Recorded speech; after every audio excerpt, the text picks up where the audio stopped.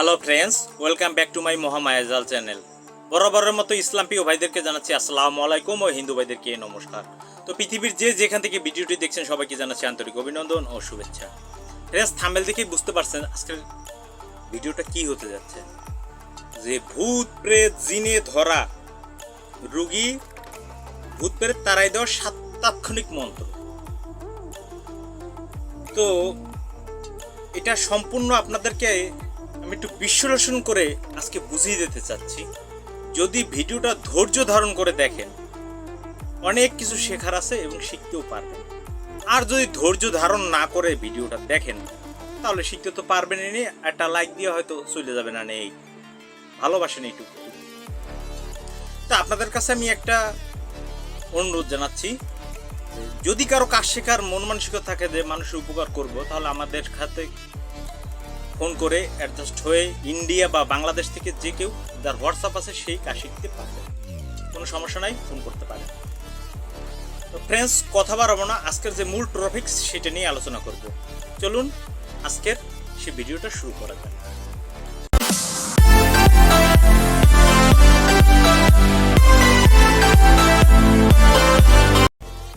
So friends, ফিরে আসলাম একটা ইন্ট্রোর পর।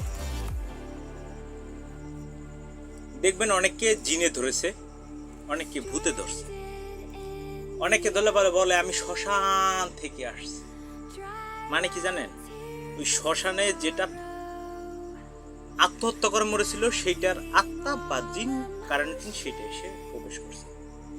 অনেক জায়গায় বলে আমি কালী, আমি মনসা, আমি দুর্গা। খাইয়ে বইয়া কাম নাই, মা কালী মনসা আইয়া ওনার শরীরে বর করবে। মানুষ মা কালী মনসা এমনি পায় না, আর আইয়া ওনার শরীরে বর করছে। তাহলে তো মা কালীরে পাইয়েই গেছি, মা মনসারে তো পাইয়েই গেছি। অনেক কালির চালান দিচ্ছে। এই সমস্ত ভণ্ডামি বাদ দেন। কালির চালান হয় না। কালির চালান কি? কালির চালান কি? মা কালী কি আপনার ওই আইসেকের ঘরে আইসেকের ক্ষতি করে?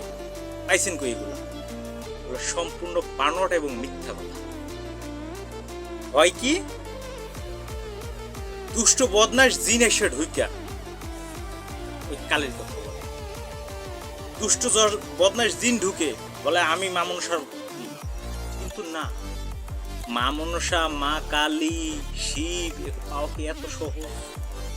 দেখো, পাওয়ার জন্য তপস্যা করতে করতে মানুষ মরে যাইতেছে, আর আপনারা মনে করছেন এরাই বর করছে।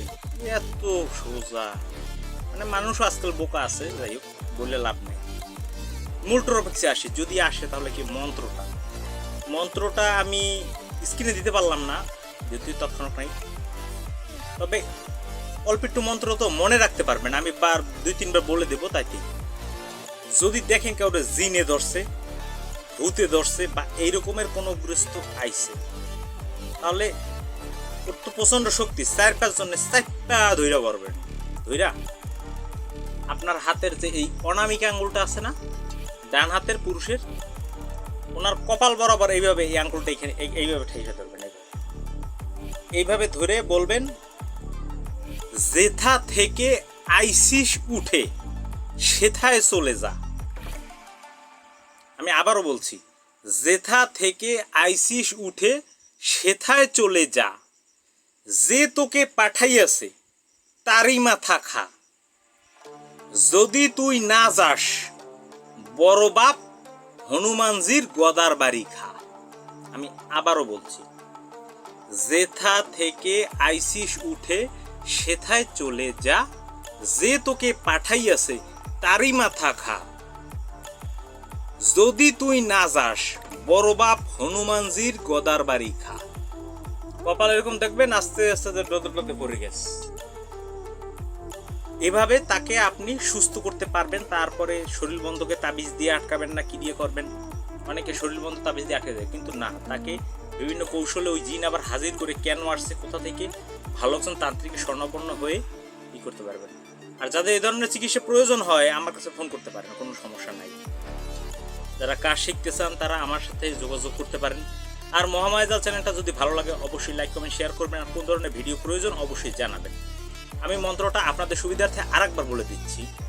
অনামিকা আঙুলটা ওই রুগীর কপাল এখানে ঠেকাইয়া বলবেন, যেথা থেকে আইসিস উঠে সেথায় চলে যা, যে তোকে পাঠাইয়াছে তারই মাথা খা।